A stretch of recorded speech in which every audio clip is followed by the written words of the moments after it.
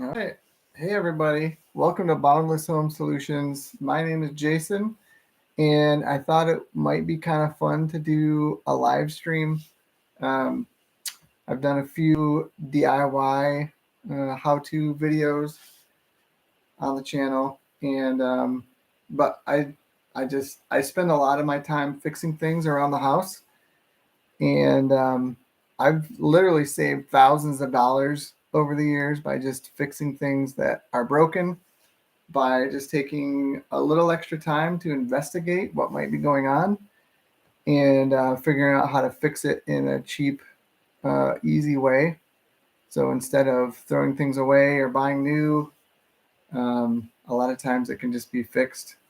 And if it maybe doesn't last forever, at least it can get you by until maybe you can find a good deal on something else. So today, as the title indicates, we're going to be looking at a Power Wheels car that my kids have been driving. And this summer it stopped working because the gearbox locked up on it. And I finally got the time and motivation to dig into it. So I learned some interesting things, and I thought I'd share that with everybody. So this is the very first live stream that I've ever done. So, don't be too critical of me, but if this is something that is helpful, go ahead and like it. Put in a comment about other things that you might like to see. I'm going to try to do a few live streams and see how it goes.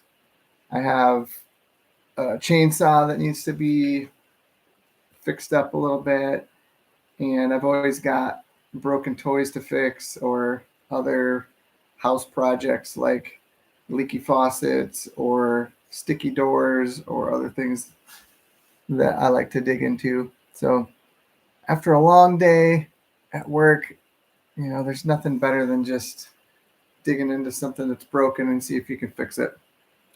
So let's get into it. So this is the gearbox off of the little Mini Cooper car, or the Cooper car, as the kids like to call it. And this is the motor that drives everything. It's a very small DC motor. And it sits in the vehicle like this. So if you imagine, this is the wheel well portion here, and this motor sticks inside where the battery and all the connections are. So the first thing I did to dig into this was the wheel on the outside has a little hubcap on it.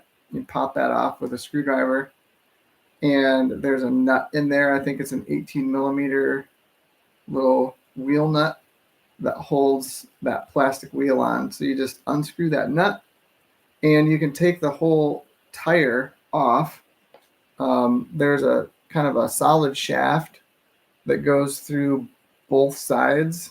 It goes through both wheels, both gearboxes, and all the way through the car. And so the wheel actually just locks into these features on this piece. So you can take the whole wheel off. And then once you get the wheel off, this whole thing can also slide off the shaft, and you just pull it right out of the vehicle. So the issue was that you can tell this gearbox is messed up. And so the car just wouldn't go. And the kids were actually pushing it around a little bit, and they had a little bit of fun doing that, but that didn't last long. So, yeah, I pulled it out of there and realized that it was locked up, and I was going to have to take it apart to figure out what was going on.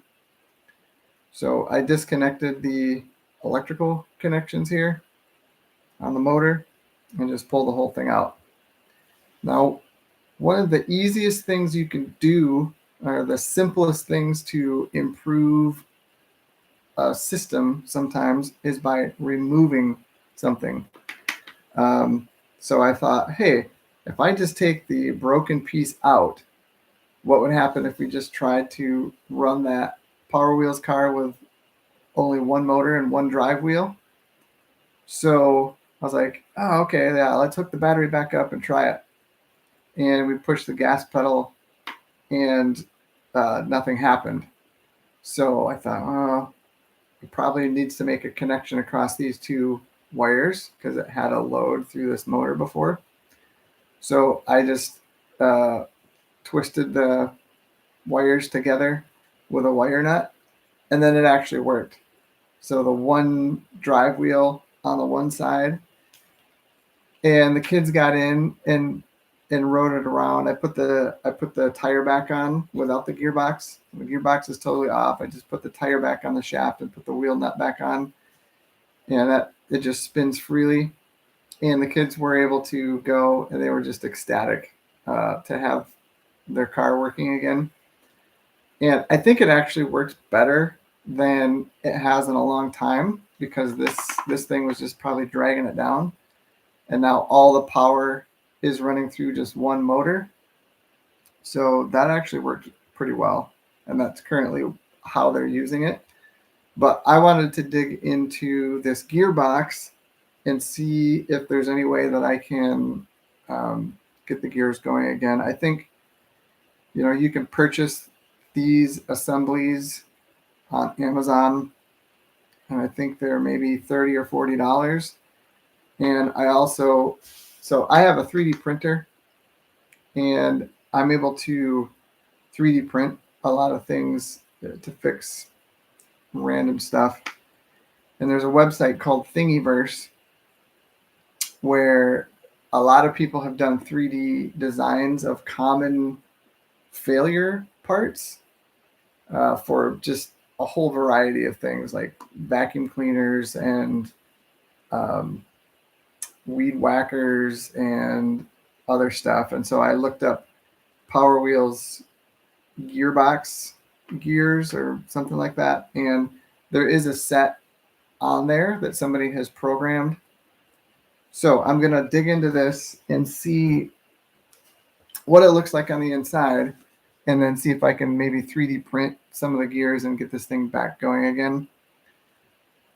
I've also done some research on doing a conversion from the 12-volt battery that's in the Power Wheels, and you can buy a conversion kit where you can actually use these Makita batteries, and they make them for other brands as well. But we have a lot of these Makita batteries around, and if we could then just charge these up and pop them in to the Power Wheels, I think that would be a pretty slick way to go. And it would be easier for the kids to put them in and out and charge them. And it would put these batteries to good use. And it should make it go a little bit faster because the motors are designed for 12 volts and these are 18 volts. So it should pep it up a little bit. So I might do another video once I get that rolling.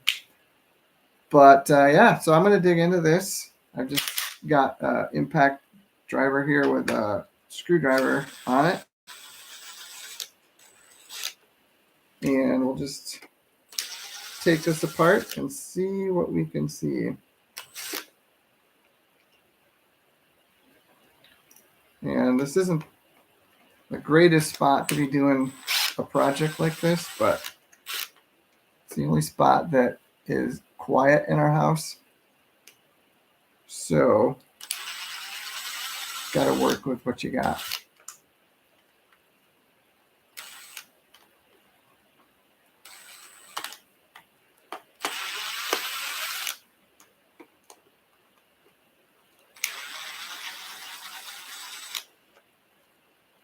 So now just instead of an edited video, you get to see all the ins and outs of how to debug and solve problems. So hopefully we can all learn a little bit together. So once I got the screws out, this cover just pops right off. No problem. And I see what the problem is. Set these things down.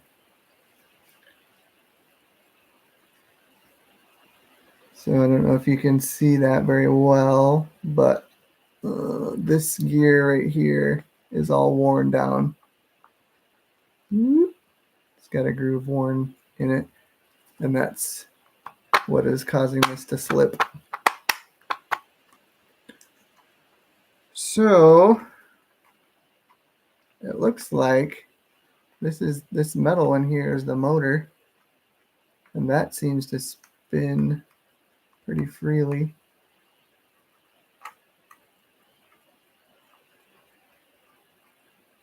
And some of the other ones are pretty worn out as well.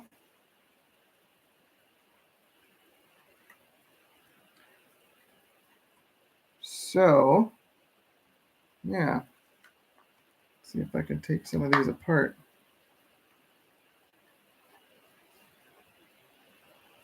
Yeah, and it's there's a lot of dirt and debris in here, so I think if I do get this going again, it should work a lot better if I can get this, maybe put some grease in here to lube everything up a little bit. But yeah, I mean, you see a lot of these toys and appliances and tools and things, they're made to be very cheap and easy to assemble. So a lot of times they're pretty easy to take apart and fix as well. The trick is just being able to get the parts or fabricate the parts, and that can be the tricky thing. So sometimes with really cheap stuff, it's not worth fixing. Sometimes if spare parts are easily accessible, it's sometimes easier and cheaper just to buy the replacement parts rather than fiddle with it. And sometimes it's just more fun to fix it yourself. So it just depends on how much time you have and what your resources are. Having a 3D printer is very handy. I would like to get a 3D scanner so that I could take complicated parts like these gears and just do a 3D scan of the part and then bring it into CAD and fix up any defect parts and then be able to just export it and 3D print it. I think that would be pretty helpful. But yeah, everything else in here looks like it's in decent shape. So it's really just mainly this one gear that is all worn out. And I'm going to see if I can find one that's already designed and 3D print that, or possibly design it myself, although I'm not great at gear design, but it's always fun to try. So I guess that's about it for tonight, guys.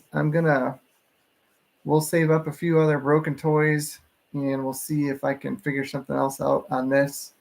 Maybe once I get it put back together, if I do that battery conversion, I might do another one and walk through that. But yeah, anyway, let me know what you think and if you'd like to see other projects live streamed and other ideas. So appreciate you. Thanks. Bye.